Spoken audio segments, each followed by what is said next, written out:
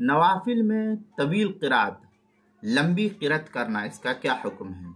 چنانچہ نوافل میں طویل قرات، لمبی قرات کرنا تعداد رکعت کے مقابلے میں زیادہ افضل ہے۔ یعنی یہ کہے کہ میں 4 رکعت یا 8 رکعت پڑھوں گا، اس سے بہتر ہے کہ کوئی آدمی 2 ہی رکعت پڑھے یا 4 رکعت پڑھے، لیکن قرآن کریم کی خوب زیادہ تلاوت کرے 1-2 رکعت میں، تو یہ بہتر ہے بنسبت زیادہ نفل پڑھنے کے۔